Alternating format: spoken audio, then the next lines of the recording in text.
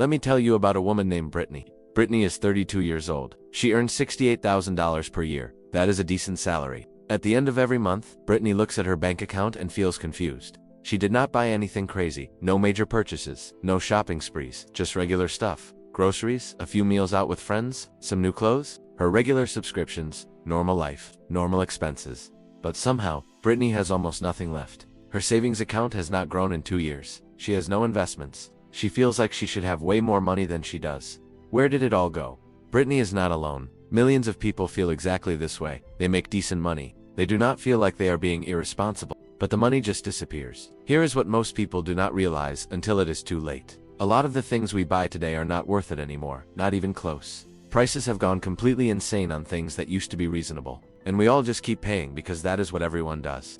Today, we are going to look at where your money is actually going. We are going to examine the things that are draining your bank account without giving you real value in return. Some of this might make you defensive. Some of it might feel uncomfortable. But if you want to stop feeling broke all the time, you need to hear it. Let us start with something that has changed dramatically in just the last few years. Remember when fast food was the budget option? The whole point of fast food was that it was quick and affordable. You could grab a burger and fries for a few dollars and be on your way. Those days are gone, completely gone.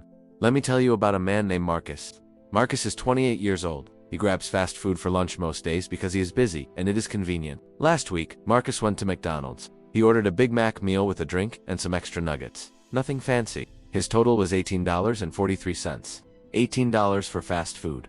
Marcus stood there staring at the screen, thinking he must have ordered something wrong. But no, that was the price. According to data from the Bureau of Labor Statistics, fast food prices have increased over 40% since 2019. Some items have nearly doubled. A meal at McDonald's or Burger King or Wendy's now regularly costs $12, $15, sometimes $20. For fast food, food that comes in a paper bag, food you eat standing at a counter or sitting in your car, you are paying close to sit-down restaurant prices for drive-through quality. The value proposition has completely disappeared. Morgan Housel writes about this in The Psychology of Money. He explains that we often continue habits long after the original reason for them has changed. People started eating fast food because it was cheap. Now it is not cheap, but the habit continues. Marcus calculated what he spends on fast food lunches. About $15 per day, 5 days per week. That is $75 per week, $300 per month, $3,600 per year, on fast food. For the same money, Marcus could buy groceries for 2 months. He could max out a Roth IRA contribution. He could invest in his future. Instead, it disappears into paper bags and paper wrappers, one overpriced meal at a time.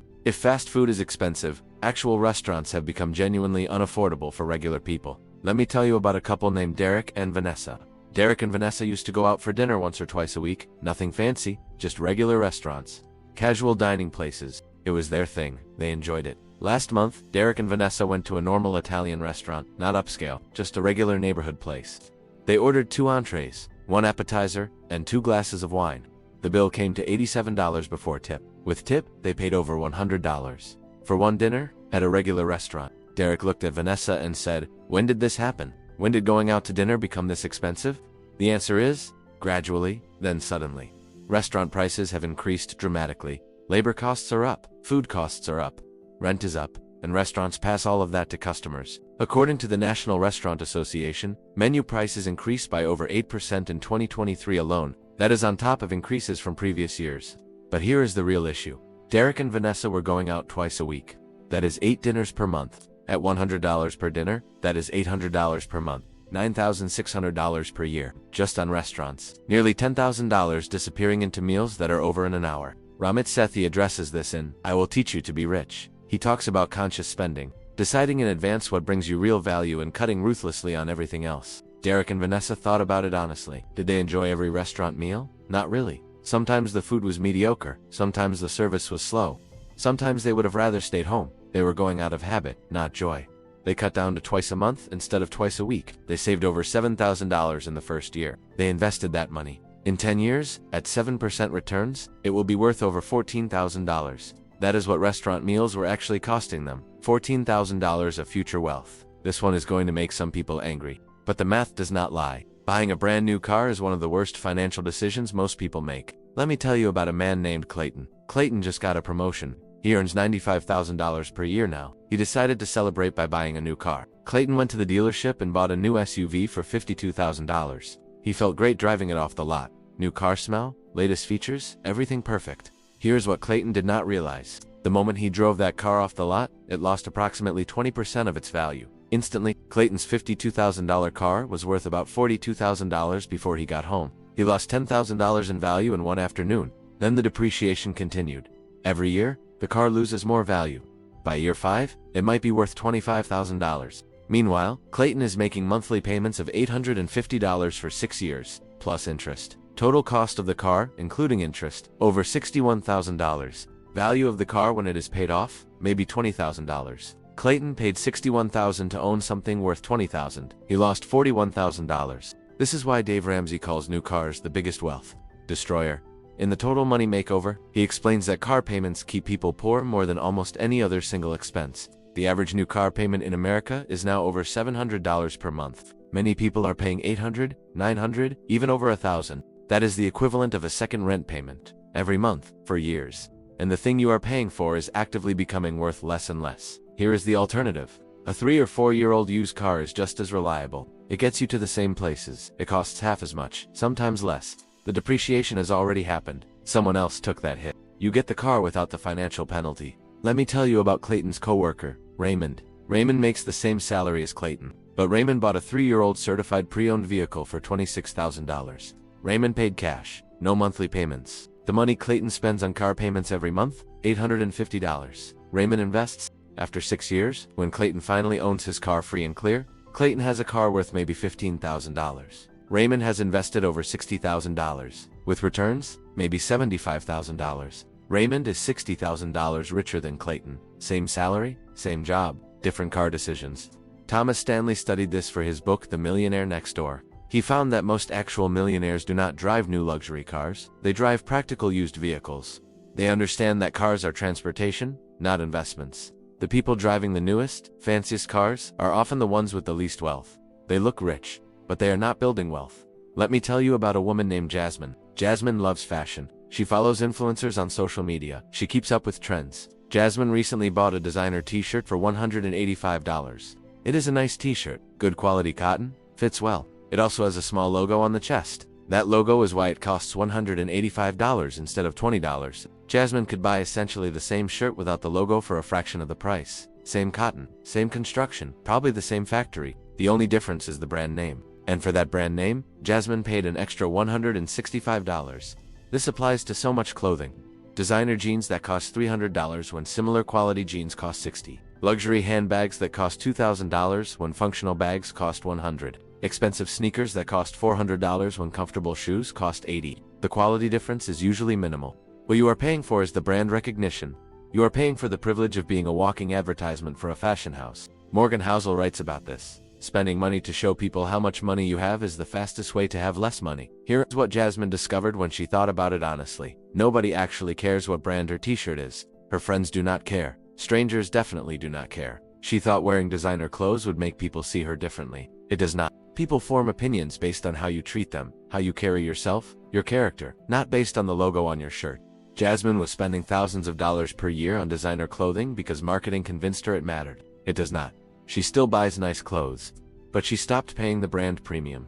She estimates she saves over $4,000 per year. That money now goes into her investment account. Travel is wonderful. Seeing new places, experiencing different cultures, making memories, all of that has real value. But vacations have become insanely expensive, and people are going into debt to take them. Let me tell you about a couple named Tyler and Monica. Tyler and Monica see their friends posting vacation photos on social media constantly. Beautiful beaches, European cities, exotic destinations. They felt like they were missing out. Like everyone else was having these amazing experiences, and they were stuck at home. So Tyler and Monica booked a trip to Italy. Flights, hotels, activities, food. The total cost was about $8,000. They did not have $8,000 saved, but they really wanted to go. They put it on credit cards. They figured they would pay it off over time. They had an amazing trip, great memories, beautiful photos. Then they came home to $8,000 in credit card debt at 22% interest, making minimum payments. It took them over 3 years to pay it off. With interest, that $8,000 trip actually cost them over $11,000. And during those 3 years of payments, they could not save anything. They could not invest anything. They were just paying off a vacation that was already over. Vicki Robin addresses this in Your Money or Your Life. She asks, is the life energy you're spending on this purchase worth it? Tyler works as an IT specialist. He earns about $40 per hour after taxes. That $11,000 vacation cost him 275 hours of his life. Almost 7 weeks of work, just to pay for 1 week of travel. Was it worth 7 weeks of working to pay for 1 week of vacation? Tyler and Monica are not sure anymore. Here's the alternative. Smaller trips closer to home. Exploring your own region, finding free or cheap things to do. Saving up for bigger trips so you can pay cash instead of going into debt. A camping trip for $300 might create just as many good memories as an $8,000 international trip. The Instagram photos might not be as impressive, but your bank account will thank you. Let me tell you about a man named Darnell. Darnell recently sat down to figure out where his money was going. He was shocked by what he found. He had 14 active subscriptions: Netflix, Hulu, Disney+, HBO Max, Amazon Prime, Apple TV, Spotify, a news site, a fitness app, a meditation app, a gaming subscription, cloud storage, a VPN, a meal planning app. Each one seemed small, $10 here, $15 there. But when Darnell added them all up, he was paying $187 per month in subscriptions. That is $2,244 per year on subscriptions. And here is the worst part.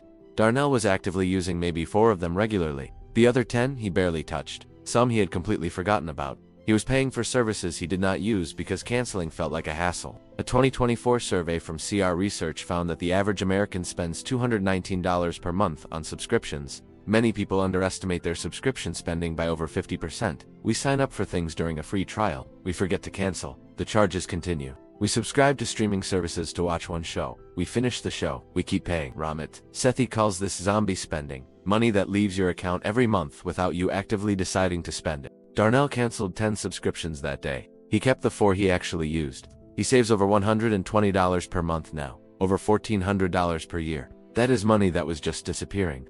Now it goes to his savings. Pull up your bank statement or credit card statement. Look at every recurring charge. Ask yourself, did I actively use this service in the last month? Would I sign up for this again today if I did not already have it? If the answer is no, cancel it. You will probably find hundreds of dollars in zombie spending. Let me tell you about a woman named Stephanie. Stephanie has an iPhone that is 2 years old. It works perfectly. The battery is fine. The camera is good. It does everything she needs. But Apple just announced a new iPhone. It has a slightly better camera, a slightly faster processor, some new features Stephanie will probably never use. Stephanie is thinking about buying it. $1,100. Even though her current phone works fine, this is the electronics upgrade trap. And almost everyone falls into it. Tech companies have figured out how to make people feel like they need the newest model even when they absolutely do not. They release a new version every year with minor improvements. They create marketing that makes last year's model feel outdated, and people buy it every time. According to data from Statista, the average American replaces their smartphone every 2 to 3 years, but smartphones are designed to last 5 to 7 years with proper care. We are replacing devices twice as fast as we need to. Let me do the math. A new flagship phone costs about $1,000. If you upgrade every 2 years, over a 10-year period, you buy 5 phones. $5,000. If you upgrade every 5 years, over a 10-year period, you buy 2 phones. $2,000? You save $3,000. Just by keeping your phone a bit longer.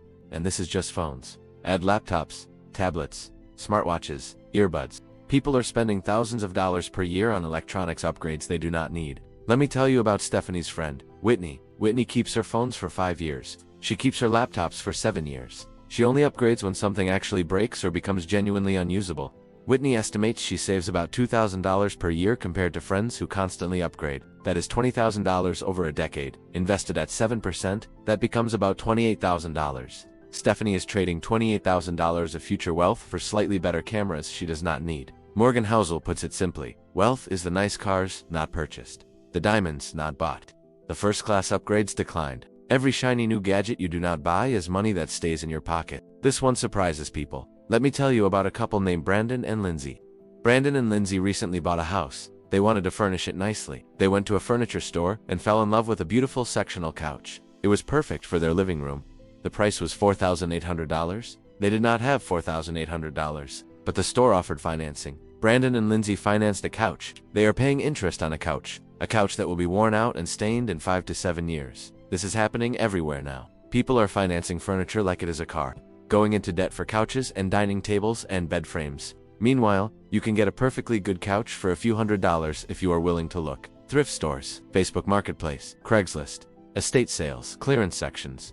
Furniture does not have to be expensive, but people want everything to look perfect and match and be Instagram-worthy, so they spend thousands on furniture they cannot afford. It is not just furniture. Branded cleaning products that cost 3 times as much as generic versions that work just as well. Expensive kitchen gadgets that get used once and sit in drawers forever. Designer home decor that costs 10 times what similar items cost at regular stores. Let me tell you about a woman named Crystal. Crystal needed cleaning supplies. She was about to buy the name brand products she always bought. Then she decided to try the generic store brand versions instead. The store brand all-purpose cleaner cost $2.49. The name brand version cost $6.99. Crystal tested them side by side. They worked exactly the same. She has been buying generic cleaning products, medications, food staples, and household items for a year now. She estimates she saves over $2,000 per year. Same products, same results. Fraction of the price? The name brands are not better, they just have better marketing. Part 9. Status spending. Let me tell you about a man named Jerome. Jerome makes $110,000 per year. That is a good salary. But Jerome is constantly stressed about money.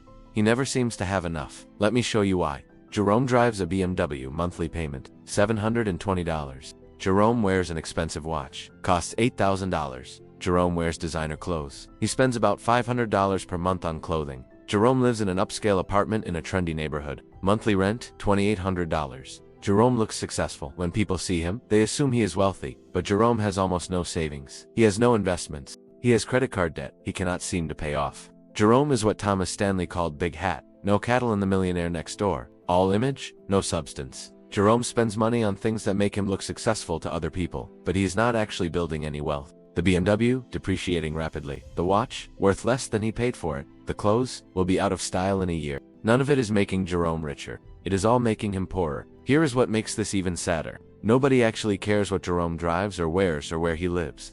His coworkers are not impressed. They are too busy thinking about their own lives. Random strangers do not care. They notice for about 3 seconds and then forget. Even his friends like him for who he is, not what he owns. Jerome is spending tens of thousands of dollars per year to impress people who are not paying attention. Morgan Housel writes, humility, kindness, and empathy will bring you more respect than horsepower ever will. Jerome is trying to buy respect, but respect cannot be purchased with a car or a watch. Let me tell you about Jerome's cousin, Terrence. Terrence makes about the same salary, but Terrence drives a 10-year-old Honda. He wears normal clothes. He lives in a modest apartment. Nobody looks at Terrence and thinks wealthy, but Terrence has $200,000 invested. He has no debt. He could quit his job tomorrow and be fine for years. Terrence does not look rich, but Terrence is actually building wealth. Jerome looks rich, but Jerome is broke. This is the difference between looking wealthy and being wealthy. For most people, you cannot do both. Every dollar spent on appearance is a dollar not spent on actual wealth building. Let me add up everything we have talked about. Fast food and restaurants could easily be $500 per month more than necessary. New car payment versus used car could be $400 per month more than necessary. Designer clothing versus normal clothing could be $300 per month more than necessary. Unused subscriptions could be $100 per month more than necessary. Electronics upgrades could be $150 per month averaged out. Household goods and furniture could be $100 per month more than necessary. Status spending could be $500 per month more than necessary. Add it all up, over $2,000 per month, $24,000 per year. That is where your money is going. That is why you look at your bank account and wonder what happened. Not one big purchase. Thousands of small decisions that add up to a massive drain on your finances. Let me tell you about a woman named Heather. Heather felt broke despite making decent money. She decided to track every single purchase for 3 months. What she found shocked her. She was spending over $1,800 per month on things she did not need, did not value, or could have gotten cheaper. Not frivolous luxury purchases. Just slightly more expensive versions of everything, eaten up by convenience spending and subscription creep. Heather made changes, not extreme changes, just intentional changes. She cooked at home more often. She drove her car a few more years instead of upgrading. She canceled subscriptions she did not use. She bought generic products instead of name brands. She said no to status purchases that were just for show. Within 1 year, Heather was saving $1,200 per month, more than before. She paid off her credit card debt. She built an emergency fund. She started investing. Heather did not earn more money. She just stopped leaking it. Here is what intentional spending looks like. Food. Cook at home most of the time. It is cheaper and often healthier. Treat restaurants as actual treats, not regular occurrences.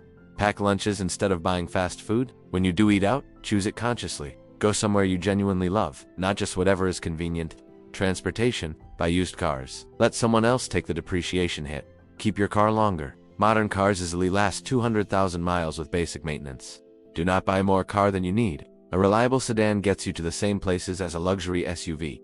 Clothing, buy quality basics that last, but skip the designer markups. Nobody cares what brand you are wearing, wear what fits well and feels comfortable. Ask yourself, am I buying this because I need it, or because I saw it on social media? Subscriptions. Audit your subscriptions every 3 months. Cancel anything you have not used in the last 30 days. Share family plans with friends or family to split costs. Electronics. Use your devices until they actually stop working. When you do upgrade, buy one generation back instead of the newest model. A 2-year-old phone works almost identically to a brand new phone for daily use. Household. Buy generic. It is usually identical to name brand. Buy used furniture. It works exactly the same as new furniture.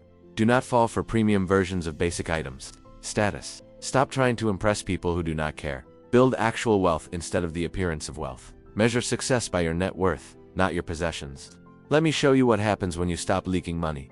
Say you currently waste about $1,000 per month on overpriced purchases, unnecessary upgrades, and status spending. That is $12,000 per year. If you redirect that money to investments earning 7% annually, after 5 years, about $72,000. After 10 years, about $173,000. After 20 years, about $526,000. After 30 years, about $1.2 million. $1 million from just not buying overpriced stuff you did not need anyway. J.L. Collins explains this in The Simple Path to Wealth. He says that building wealth is not complicated. Spend less than you earn. Invest the difference. Be patient. The hard part is not the math. The hard part is resisting all the marketing and social pressure telling you to spend more. Every company wants your money. Every advertisement is designed to make you feel like you need something you do not have.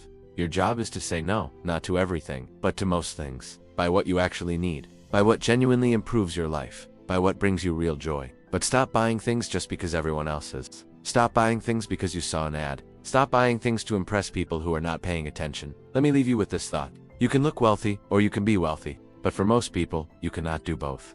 Every dollar you spend on looking successful is a dollar that is not building actual success. Every fast food meal, every new car, every designer logo, every unnecessary subscription, every electronics upgrade is money that disappears forever. That money could be working for you, growing, compounding, building your future freedom.